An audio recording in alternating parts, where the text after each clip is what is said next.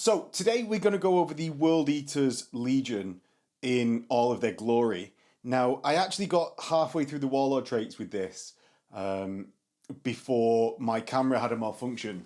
So I'm not going to re-record that bit because it's just missing the video of me in the bottom corner of my face. So hopefully that will be of great delight to you, that you don't have to stare at my ugly mug. And we'll get on with it with just the book view until we basically get to the point where I'm just going forwards with both of the cameras again, where I'm going to go over, surprisingly, the World Eaters Legion.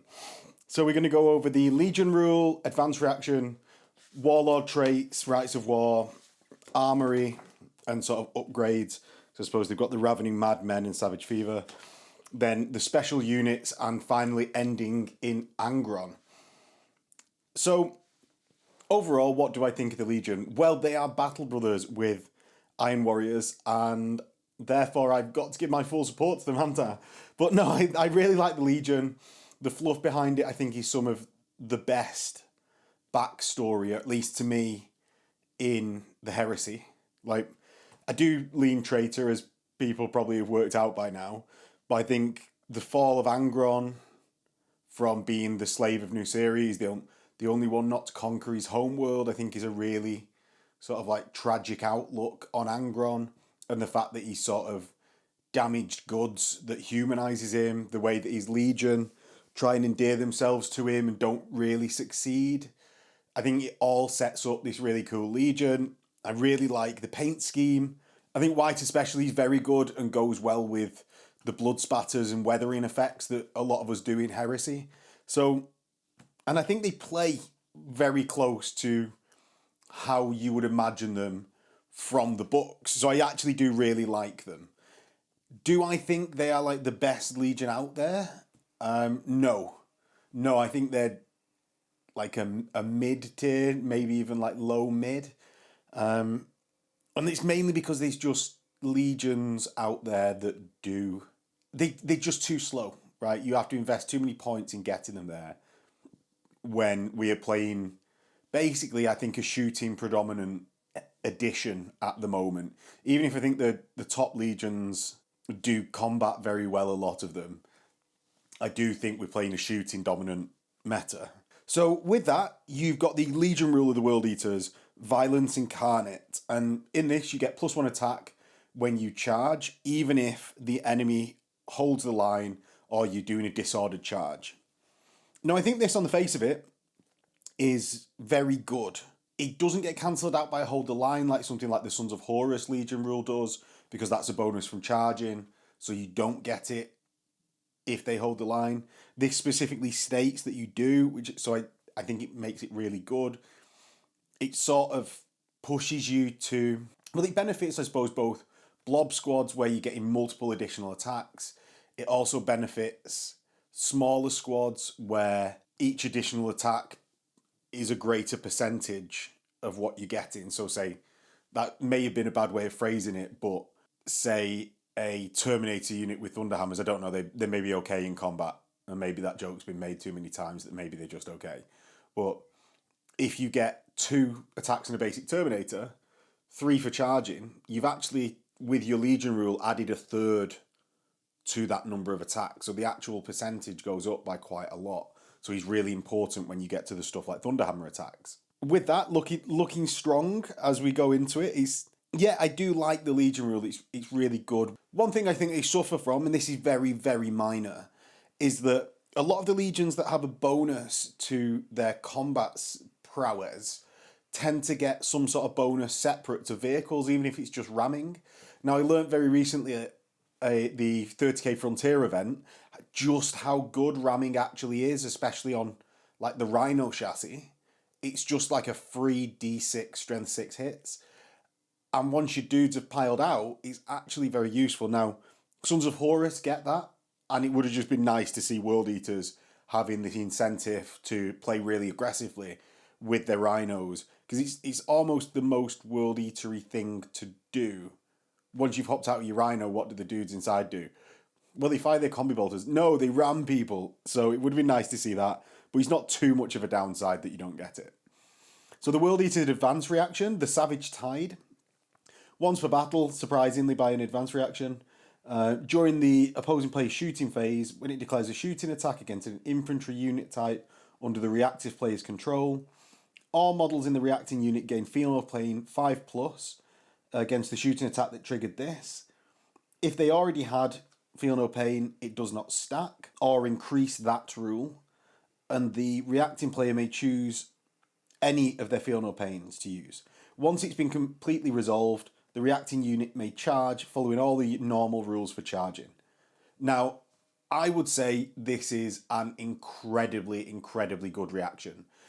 An out of sequence charge is always going to be good. The fact that you are a predominantly combat legion, very, very good.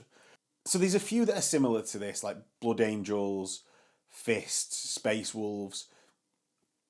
I would say Space Wolves and Fists, both actually, their versions of this are better because they happen in the movement phase, so the enemy hasn't had time to do any damage to you before you get that free charge off. So it's not as good as their advanced reactions, but it is an out of sequence advanced reaction or an out of sequence charge. So I suppose you on the better end of that. Now, this definitely favours you getting really close to the enemy. I think it's probably best used when you've already been in combat once. You can consolidate nearer the enemy, then in their turn, advance with a movement reaction. So you're really on their heels and then use this when they begin to shoot. I think that's a really good usage of it. It's not also as good as the Space Wolf reaction in that the Space Wolves get to move their initiative value, it is, I believe. Yeah, their initiative value towards the target and then charge. I think that they've got that boost, which World Eaters don't. I think it's fitting, though, that you were forced to get really near to your enemy and be right up in their face as a World Eater. So, although rules-wise it's not as good, I do think, I suppose, like, you're winning out on this one anyway. You're in one of the, like, 4, possibly 5, if I'm forgetting one, that get to do an out-of-sequence charge. So, World Eaters get one! Score 1 for the World Eaters. We will go on to the Warlord Traits, in which Blood Hunger, which is a traitor-only Warlord trait. A Warlord with this trait gains a bonus wound whenever a melee attack causing an enemy model to be removed as casualty to a maximum of 6. If the Warlord or the unit they've joined is within 12 inches in line of sight of an enemy at the start of your assault phase, they must declare a charge. Now, that can be a very slight negative in that they're going to get to Overwatch if they want. A lot of the time I find that assault armies want to be declaring the charges anyway, so they can follow up. Like, even if they fail, they get that free additional movement. So it's not too much of a negative. The advanced reaction and being in the movement phase, I go backwards and forwards on this. Or not the advanced reaction, the additional reaction being in the movement phase. I go backwards and forwards in that a lot of the time against a shooting army, you want an additional reaction in the shooting phase because that's when it's going to trigger the most. Also, against an assault army, a lot of the time you want it in the assault phase because that's when it's going to trigger the most. Movement will help you get up the field more, but a lot of the time you want to be evading or holding the line even yourself. It's just in a bit of a weird place. The biggest thing that I ever tend to find happens with movement phase reactions is moving a tank or squadron back when a Meltagun squad gets in range. Other than that, I tend to find they're a bit icing on the cake rather than massively meaningful. If you have found a good way to use a movement reaction beyond that, like taking a few inches off your charge or getting out of a Meltagun range, let us know below. Like, in all of this, it's an open conversation, hopefully. But if you comment below, I'm going to respond because I'm interested in knowing people's responses and what I've missed so that I can either fend it off myself when I play this army. I'm actually playing World Eaters at the moment a little bit, so it will be on the channel. It will help me if you comment below, and it will hopefully help anyone else watching this video. So yeah, don't be scared to leave things that I've missed below. So what do I think Blood Hunger is best used for? Now, it will be very easy to get up to that 6 wounds. Like, you only have to remove 3 enemy models as casualties to get up there. Like, even just tactical marines can count. So, I actually think it's best used to make your Warlord become a tank against enemy fire. Anything that's strength 7 or less, you're not going to be doubled out by, so you can just take wounds on your Praetor and regen them back in combat and let someone else take the challenges. Now, that's a bit weird to do. I think that's probably the best way to use it. Or then you can become a bit of an insane challenge character if your enemy doesn't have a strength 8 weapon. And I think that's the important bit, is it's not going to save you from being doubled out. So it's weirdly not actually going to be that much use in Praetor combat nowadays, where everyone's rocking a Thunderhammer which doubles you out with its Brutal 2. So yeah, I think it helps you with shooting casualties. It keeps your dudes around longer. I think it's good for that, or fairly good. It just doesn't help you in the most world eatery of positions, which is challenges. So I think it's a bit of a weird one. But I see what he's going for. It's buffing that one character. It's all about buffing the challenges, but it doesn't quite work like that, I don't think, in practice. Now, Cloaked in Blood, basically, it's a -2 reduction in leadership for any model that's locked in combat with your Warlord or a unit that includes the Warlord. Additional reaction in the movement phase, which we've just been over for the movement phase additional reaction. Now, I like the -2 leadership on the face of it, but what I tend to find is that it just makes you more likely to sweep your opponent in the first round of combat, which you don't massively want to do. What you actually want to do is stay in combat so you don't take shooting casualties in the enemy turn, because you're not actively doing anything with that unit anyway, so it doesn't matter if you're locked. I think it's a very good rule. It's just a little bit of an avoid when you start really piecing everything together. You want to actually just wipe them in the second turn instead of running over them in the first and then being shot off the board.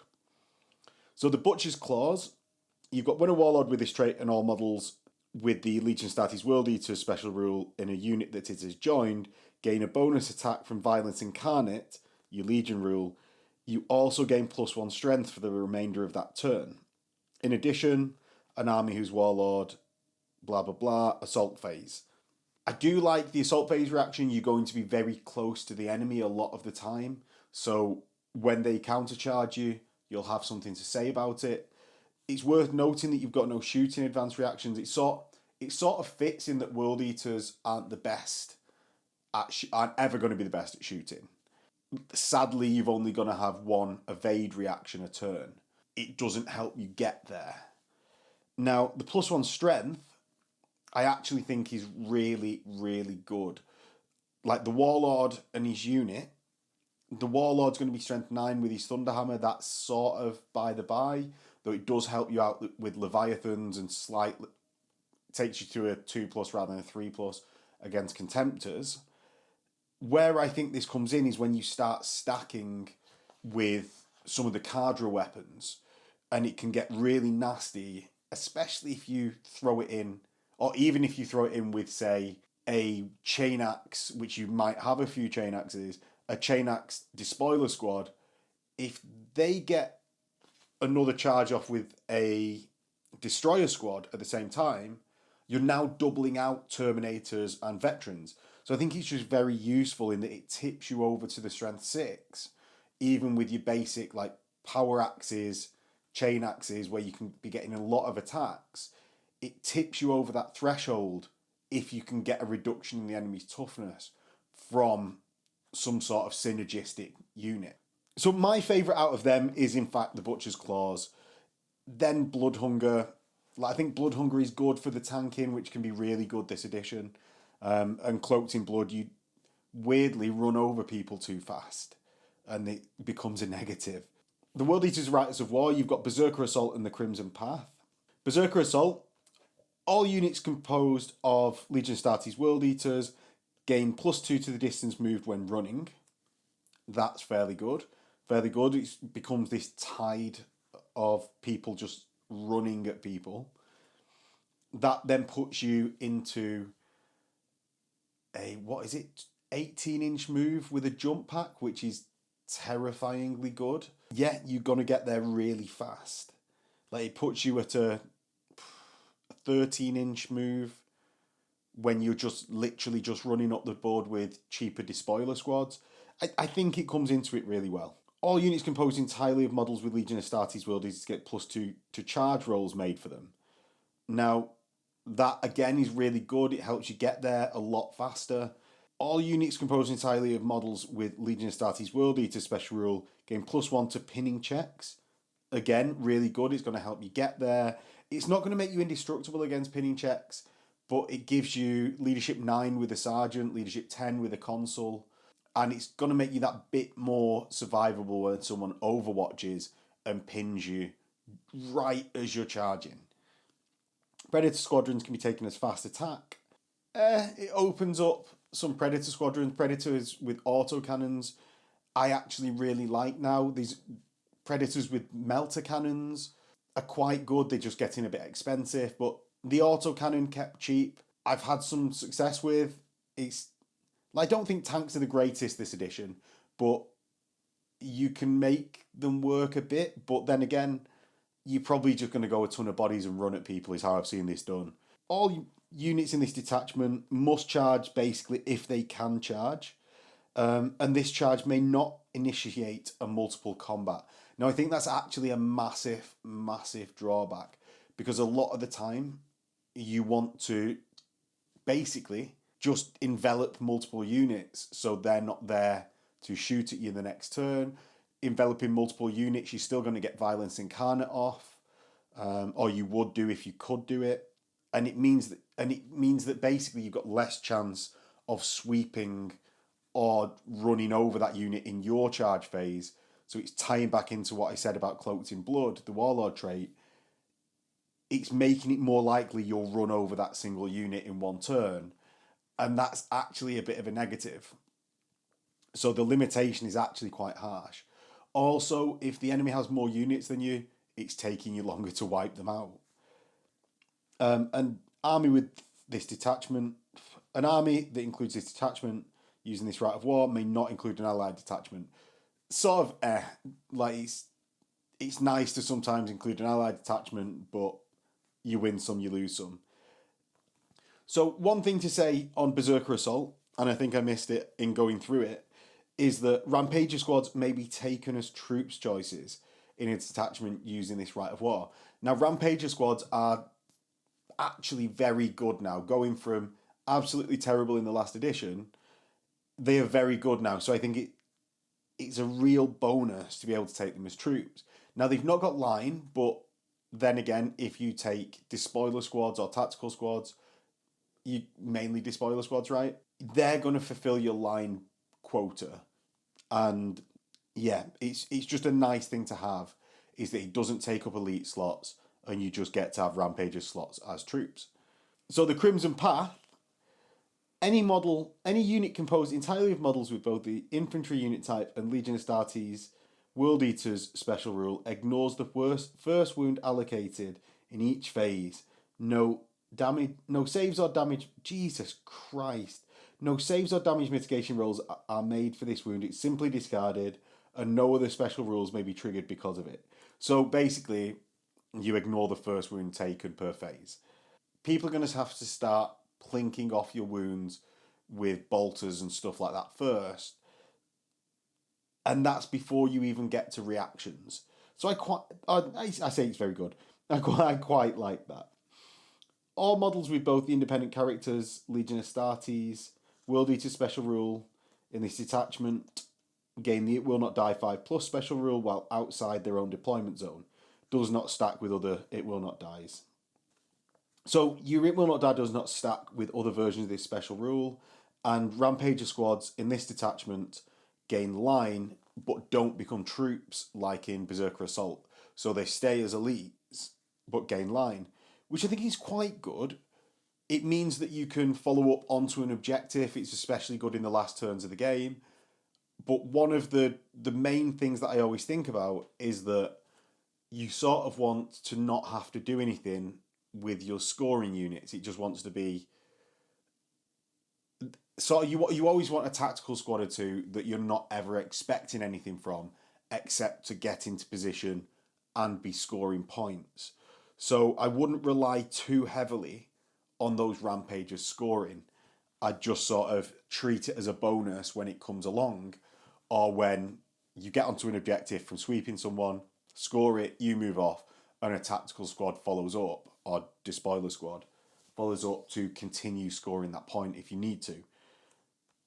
Detachments using this Rite of War must include more units composed entirely of models of infantry than the total number of units that include one or more models with any other unit type combined. These basically take more infantry than any other type of unit. And I think it's a very World Eatery type of force structure to be forced into. I quite like it as a drawback. It shouldn't be too much of a hindrance a lot of the time. And you are just the wave of red that runs over the horizon, I think, in this one. Same as Berserker Assault. Surprisingly, both of them are very combat focused. A detachment using this Rite of War may only include a single heavy support slot. Now that's quite big. Your heavy support slots, there's a few things you want in that heavy support, like a lot of legions. Now that limitation is always hard when it appears. Like, I get what they're going for. I think you've already got that one limitation, so it's a bit weird that they put that second stipulation in there of only one heavy support when you've already got half of your army has to be infantry. Yeah, I just think it's a bit overkill on the limitations. Do I like this much? On reflection, now the first wound in every phase, combat weapons are going to go before fists, so it's usually going to be a bit of a rubbish attack that you're going to be saving yourself from. And they're going to fire bolters first until you fail, or until you just ignore one of them. No save. You see, one of the problems with it is that no saves are made. It's as soon as the enemy has rolled to wound. I think this is actually, on reflection, not a great one, because people are just going to know to fire their weaker weapons that might wound first. Like playing as my Solar, well, I'm just going to fire a multi-laser first, and you ignore that, and then I follow up with whatever I know is going to wipe you out.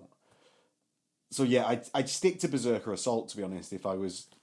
Well, I am playing World Eater, so I'm going to be sticking to Berserker Assault. So Armoury of the World Eaters, you get World Eaters Berserkers, any model with both the independent characters and Legion Astartes World Eaters special rule that does not also have Psyker may be upgraded to a Berserker for 20 points and gains Ravening Madman and increases its attacks by +1. Now the +1 is nice. 20 points for this. Now, I think 20 points is actually a bit steep, and we'll get on to why. Ravening Madman, now this is a rule that you gain from the previous Armoury special rule, and also features in special units like your Red Butchers. Any enemy models rolling to wound in the assault phase against units composed entirely of models with this special rule reduces its strength by 1 for the to wound roll. It does not affect instant death thresholds. Additionally, any to hit rolls made in the assault phase targeting the unit always hit on a 3. So that -1 to wound is usually going to get balanced out by the unit hitting on a 3 rather than a 4. That's only in cases where your opponent has weapon skill 5, because this comes on your elite units. So when you actually run into a tactical squad, they go from hitting on a 5 to a 3, and you go from being wounded on a 4 to a 5. So the swing against you is actually harder than the swing for you. It's just a bit of a bad upset on the scales that you've got to be weighing up. So I don't actually like this as a rule. Would I take it? Yes, I did in the battle report that we had with World Eaters where I faced the Emperor's Children. It's mainly just because it's a bit fluffy for World Eaters, isn't it, to do that. It just is what it is, I suppose. It's not a great rule. So a unit composed of this may only be joined of models with this special rule, or the Primarch, and models may not join a unit that includes any models without this special rule. So your character with Ravening Madmen and the +1 attack for World Eaters Berserkers can't join a Despoiler squad. Yeah, I don't think it's the greatest rule. It's got too many stacks against it. It's more of a negative than it is a positive. It doesn't help you with instant death. That's just absolutely prolific. Savage Fervor, any model with the Legion Astartes World Eater special rule with a chainsword may exchange the chainsword for a chain axe for no additional points. Now this is a positive because it's free. With a chain axe, you're going to get +1 strength and shred rather than the chainsword's shred. So it is definitely a bonus because of that +1 strength. As I said before, it stacks nicely with the Warlord trait, so you're going to be on strength 6, so wounded on 2s. Now, that actually means, though, that your shred is going to be less useful. So I actually thought the World Eaters were in a better position last edition when you got just +1 strength and AP4. The shred is actually not as good as I believe of what you used to have. So it's good, it's free. It's not, don't be expecting as much from it as before. So then Cadre weapons. Any model with Cadre weapons may select one of the following. Additionally, any model with either independent character or character subtype, so your sergeants and World Eaters, may exchange a chainsword for a Cadre weapon for 15 points. So only 5 points more than a power weapon, same price as a fist. And what do you get for that? Because last edition they were absolutely useless, weren't they? So you can get a Meteor Hammer, which is +2 strength, AP4, melee, obviously two-handed, reach 1, breaching 5+. Now I actually really like the Meteor Hammer. You're going to get strength 6 or wounded Marines on 2s. AP4, not as magical as AP3, but with reach 1, you're going to be striking initiative 5. I think it's very good, especially for the reach 1. I think it makes this a really scary weapon when you stack in your violence incarnate. You probably, like, you're going to be charging, aren't you, really, a lot of the time. So you're going to have so many attacks that breaching 5+ is going to go off quite a lot, and you're doing it faster than everyone else. So I think it's really good. Is it as good as a pair of Raven's Talons? No. Definitely not. And Raven Guard with their Dark Furies are going to be getting +1 initiative on the charge as well. So striking simultaneous and just sort of doing it better than you. Sadly, which is why I'm saying that World Eaters are really like mid-tier, I think. So it's just a bit of a shame that what I think is a very good weapon is just eclipsed slightly by other things. Excoriator Chain Axe, +2 strength, AP3, shred, murderous strike 5, unwieldy. Now, wounding on 2s with shred, murderous strike 5, AP3, I think he's very good when you start putting out a load of attacks with it. The murderous strike 5 is nice, but you're going to be bouncing off those Terminator saves. I think it's a very good veteran squad level killer where they've only got a 3-up save, but I wouldn't be expecting masses and masses from it.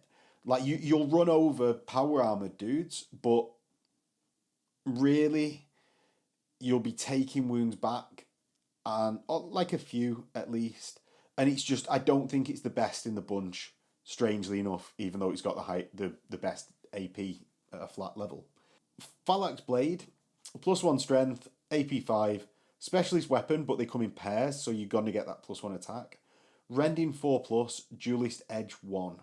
So the Duelist Edge 1, I think, is very good. I think this weapon is very good on sergeants, or anyone that can take a challenge, obviously with the Duelist Edge 1. I just think that tips it over the edge a bit. Rending 4+ is very good. You're going to be striking before a lot of sergeants, even the ones with sort of the faster power swords, never mind the power axes. You're going to then be getting 3 attacks because of 2 close combat weapons, and up to 5 on the charge, depending on whether they've held the line or not, which is then incredibly scary. When you have full squads like this, the one in the challenge does well taking out the enemy sergeant, and the rest of the squad does loads of damage because rending 4 up is incredibly good. It's also good against dreadnoughts because you're striking at the same time as the dreadnought strikes, or before it if it charges you in cover. So I really like Phalanx Blades. I think a lot of people recognised it straight off as one of the better ones, and I've not seen them be wrong up to now. So Barbed Hook Lash, your strength user, AP 5, melee 2-handed, Fleshbane, reach 1, rending 5+.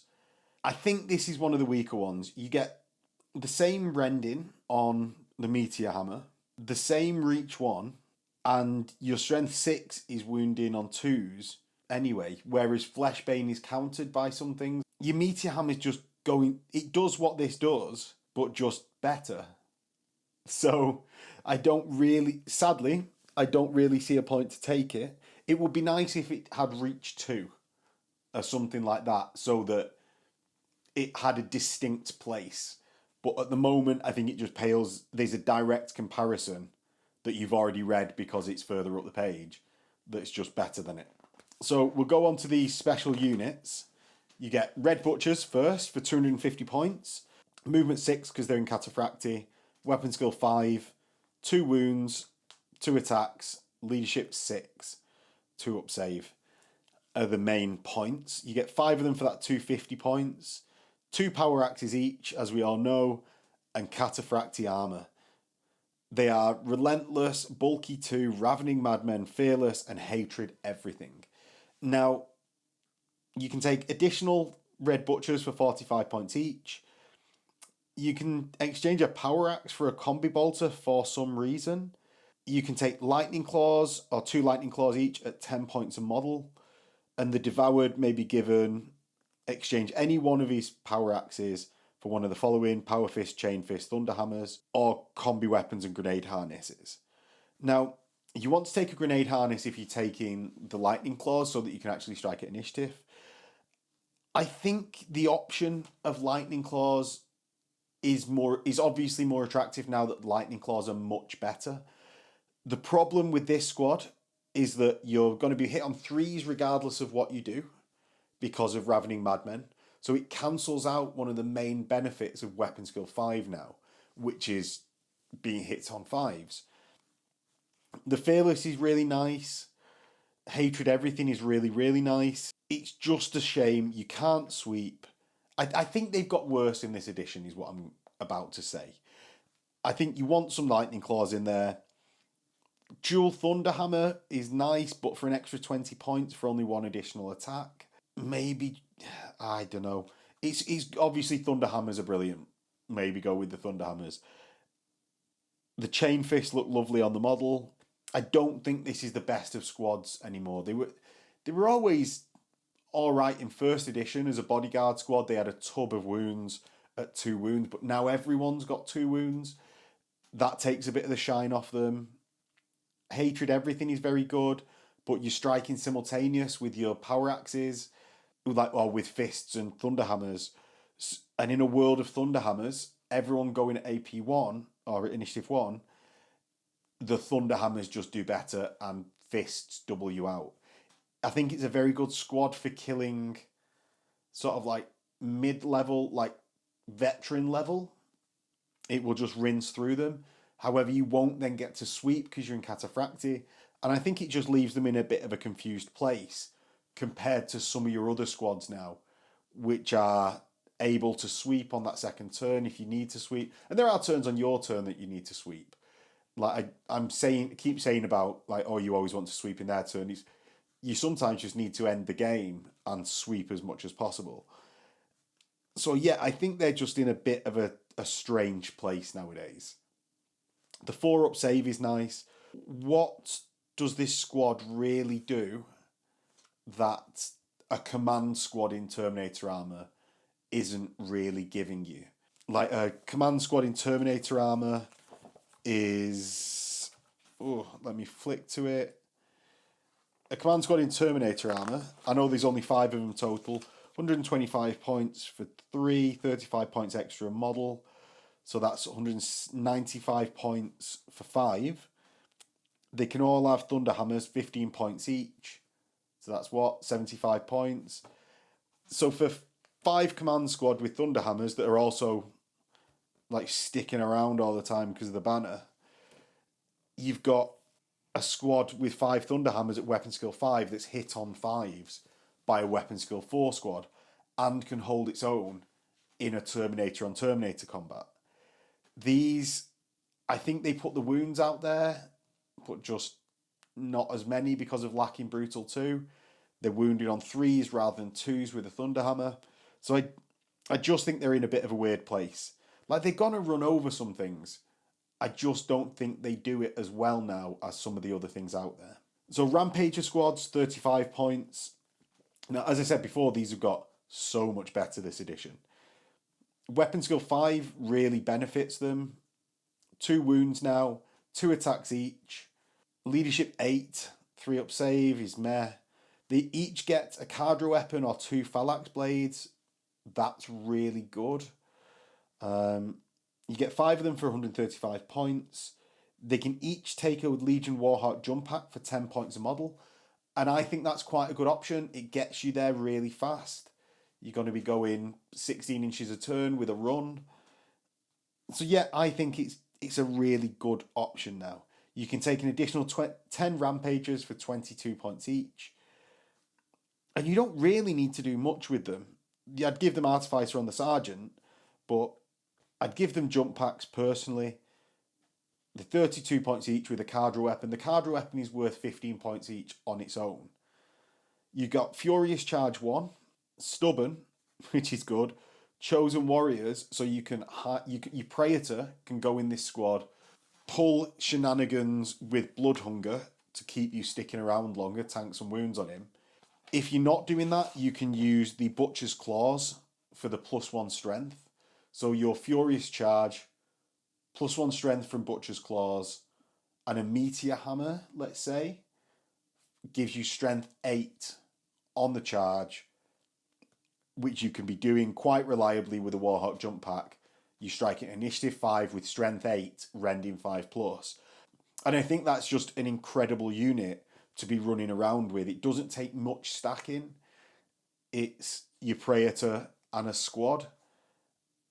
Like, I'd probably put a Chaplain in there as well to ensure that you're getting as many hits as possible with your Legion jump pack on that Chaplain, so he's not slowing you down.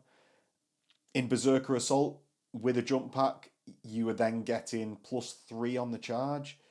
And I think it all stacks up really nicely. Like, taking them as troops in Berserker Assault, because even though Crimson Path gives you line, I think we've been over why that's a bit rubbish. Or at least Crimson Path is not line. Yeah, I really like the squad. I think it comes together really nicely. Chosen Warriors on everyone means that your Sergeant doesn't have to be the one going into the challenge to make use of the Phalanx Blades and their Duelist Edge. And I think it's a really nice squad at the end of the day. Next, I will go over the World Eaters Legendary Unit, or Exemplary Battles Unit, the Red Hand Destroyer Assault Squad. That's 115 points.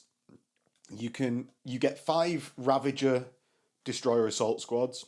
They come with 2 bolt pistols like a normal destroyer, rad grenades, importantly, chainsword, which you can swap out for a chain axe as a World Eater. You gain Stubborn, counterattack 1, like World Eaters.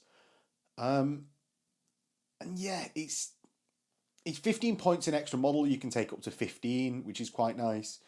The entire squad can have Warhawk jump packs for 5 points each, which is obviously cheaper than Rampagers. Now, here's one of the sticky bits. Your Ravagers may exchange their chain swords for Meteor Hammers, chain axes, Phalanx Blades, basically the Cadre weapons, for 15 points each. Now, that's the standard for a Sergeant, but already paying 15 points a model, 30 points making them the same as a Rampager, but they've got weapon skill 4 rather than 5. They've got 1 attack rather than 2. I just think it's a bit expensive for this squad. Now, 1 in 5 can have a Thunder Hammer, but I don't think you need that as much. Do I think you should take this squad? Yes, sort of.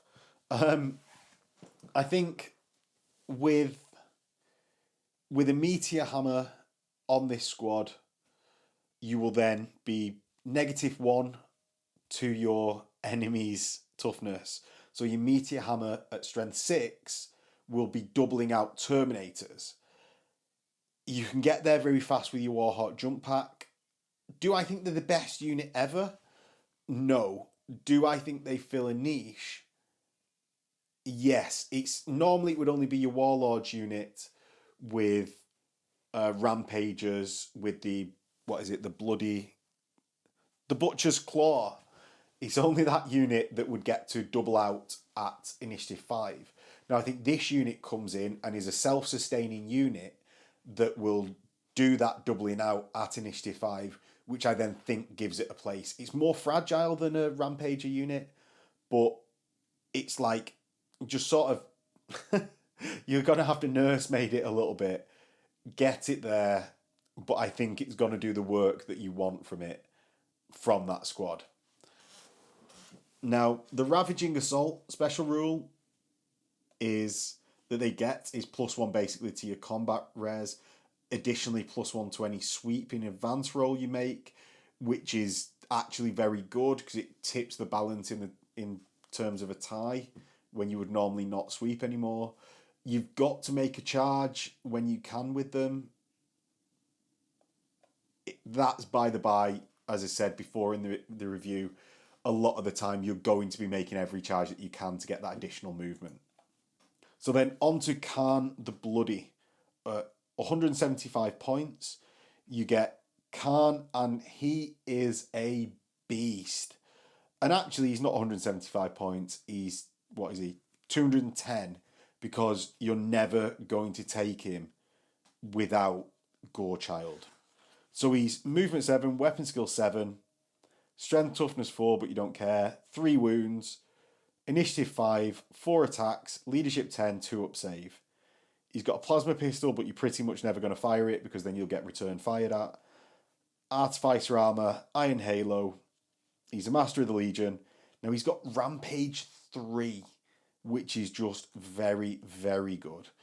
He's got Precision Strike 4+, very good. Savage Assault, they can't be reacted to when he makes a charge, which pretty much ensures that you're always getting that +1 on the charge, and they can't overwatch you.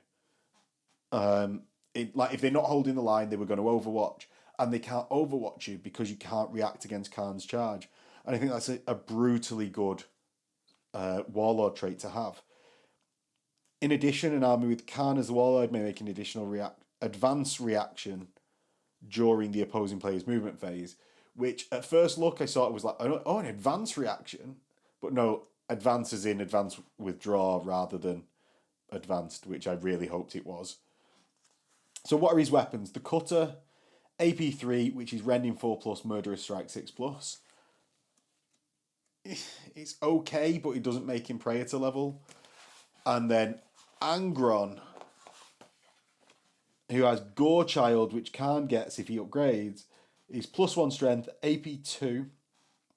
It's a specialist weapon, but it has Armor Bane melee, Murderous Strike 3+, and Shred.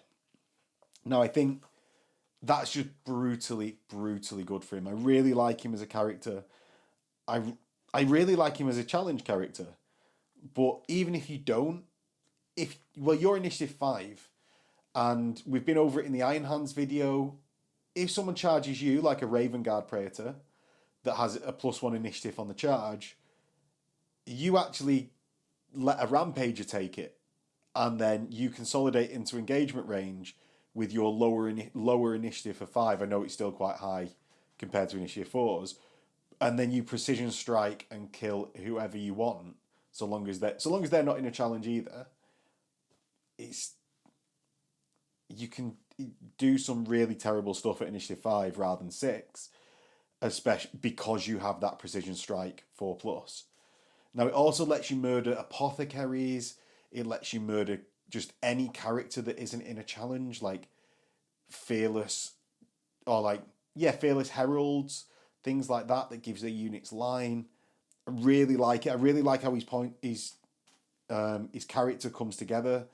And he's also only 175 points, so what is not to like about him? Other than the fact that he's not got Eternal Warrior, despite being there 10,000 years later. So, on to special characters. We've got Darr and Surlack, 150 points from the Legacies PDF.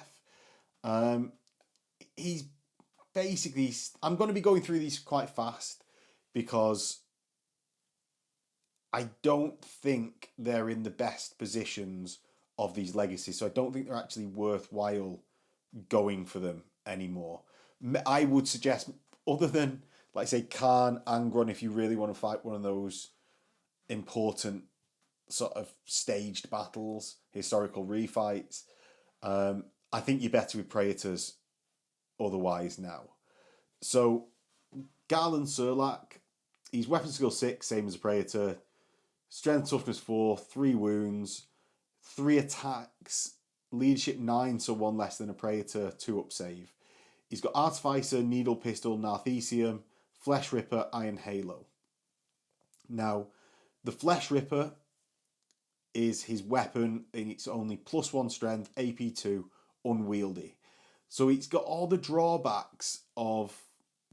Basically, it's a power axe with shred. At that level, on a Praetor character, you need to be getting a Power Fist for doubling out or Thunderhammer for doubling out and Brutal. I just don't think it cuts muster to be striking last and not doubling out your opposing biggest guy around. The Narthecium's quite nice. It gets it into weird places and weird squads, especially because he's got Bitter Duty rule. But the reason everyone was taking him in first edition was the buffs that he gave to tactical squads. Now that comes in the form of his Warlord trait. And up to a total of 3 tactical squads or despoiler squads can take this, and they get +1 strength, -1 ballistic skill, and lose Heart of the Legion and Line. Now I think losing Heart of the Legion especially is very big this edition. That +1 Feel No Pain, when you could normally get an Apothecary and eventually a 4-up Feel No Pain by having Heart, is actually a really big drawback. Wounded on 2s with your Chain Axe with Shred isn't as important, because wounded on 3s with a reroll because you've got a Chain Axe is good enough normally anyway. It's still doing like 86% of the time you're getting the success. So it's not, or 83, I think, 83. It's not, I just don't think it's that big of a bonus anymore. So I don't think he's in the greatest of positions. He's quite cheap at 150 points, but I would still swerve, or go for your own Praetor or go for Kharn. Sabran Darr at 140 points is in much the same position, really. A lot of these suffer. Now, this is the loyalist that was on Istvan 3. Now, weapon skill 6, 3 wounds, 3 attacks, so he's got less attacks. Artificer Armor, Bolt Pistol, the Liberator, Refractor Field, so 1 less invulnerable save. He's got a Feel No Pain 6+ built in, but that's not great. Rage 2 is quite good, but because it gets to the Liberator. Basically, you get +1 strength, melee, shred, breaching 6, brutal 2. Breaching 6, or brutal 2 is very good, but not so much when it's combined with breaching 6, because you're just never really going to get past 2-up saves. Now, he has got a special rule that when in a challenge, breaching becomes 4+, but I just don't think it's reliable enough for a Praetor level character. So on to Angron at 450 points. You have movement 8, weapon skill 8, strength toughness 5. Sorry. You have movement 8, weapon skill 8, ballistic skill 5, strength toughness 6, wounds 6, initiative 6, 6 attacks, leadership 10, 2+ save. You've got his special stuff, which we'll go over as we get to them. You've got Hatred Everything, which is incredibly good. You've got Rampage 2, Furious Charge 2, which is really nice. Obviously, traitor, sire of the World Eaters. So, how does this come together? And I think it really comes together on the fact of, even at face value, Furious Charge 2, base strength 6, means that you're instant death in Terminators without needing any other rule other than getting through their armour. So even at just special rule level and profile level, Angron is immediately really, really good at just messing people up. Sire of the World Eaters is all models with Legion Astartes World Eaters, including Angron himself, gain Fear No Pain 6 and Adamantium Will 3+. In addition, an army with Angron as its warlord increases its reaction allotment to 3 in the movement phase, as long as Angron's not been killed, but may only make advanced reactions. Don't mind that. You want to be getting as close to people as possible as a World Eater. Yes, you can. I suppose you can, like, drive forwards away with a tank. You'll be exposing your rear armour, but Land Raiders don't tend to care about that. So take Land Raiders. I think he's really good. That he's not meant to be buffing your army. So he's a Feel No Pain 6 that increases with Heart of the Legion to 5. Gives you an apothecary save without needing to buy an apothecary. Would it have been nicer if it's stacked with an apothecary save? Yes. But Angron has never been about the buffs. He's been about smashing mooks. Red Sands. In any given turn, Angron may take as many challenges as there are enemy models with character subtypes. Basically, you're going to challenge as many people as possible so their attacks can't go against your squad, and you then just mook them with your strength 8 on the charge. Is just a really, really good rule. You've got Butcher's Nails. At the start of each of the controlling player's turns after the first, Angron gains +1 attack characteristic to a maximum of 10. So by turn 5, you'll be on 10 attacks. If Angron is in reserves, it has no effect, so it delays it a turn. Basically, the negative of this is, additionally, to hit rolls made in any assault phase targeting a unit that includes Angron, always counts the majority of weapon skill of the target unit as 3. So the World Eaters are weapon skill 3 if Angron's in your unit. This is sort of where Butchers slightly have a comeback with their Ravening Madmen, because it no longer matters, because the majority of people are going to hit you on 3 there anyway. So it brings Butchers up as more of a bodyguard for Angron, which I don't mind too much. Angron's going to be mooking a load of people anyway. So it's just a big tub of 4-up invulnerable save wounds for the Butchers surrounding Angron. Your Armour of Mars is 2-up save, 4-up invulnerable. And as I believe he had 3-up save in the last edition of the game, good to know that he's gone to 2-up. 4-up invulnerable, it's okay. It's okay. It's a lot of Primarchs are on 3s now, right? But still, I'm not too mad, because he's not the defensive dude. He is the guy that's just smashing people about. Now, his weapons, you've got Gorefather and Gorechild. They are identical, both specialist weapons, so you're going to get +1 attack there. So you're going to start on 7 attacks, 8 when you charge. You've got Legion Astartes World Eaters, so 9 when you charge. He's got a horrendous number of attacks. It's AP2 all the time, +1 strength. So he's strength 7 when he's not charging, strength 9 when he is charging. What is not to like about any of that? The only thing I don't like is that he's not got brutal. Now, the one redeeming feature here is that, well, he's going to have in the double digits of attacks.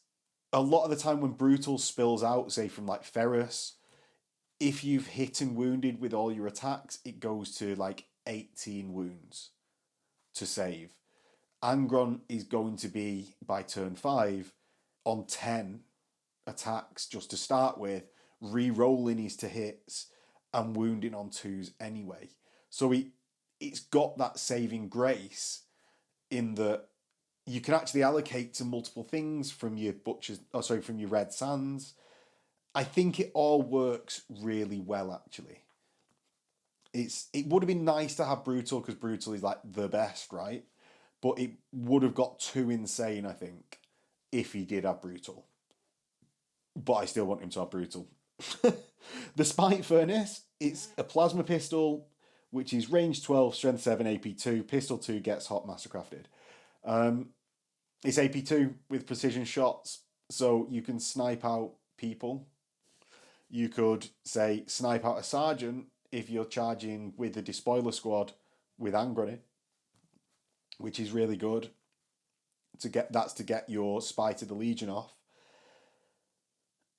I think it's very good. It's AP2 precision shot all the time.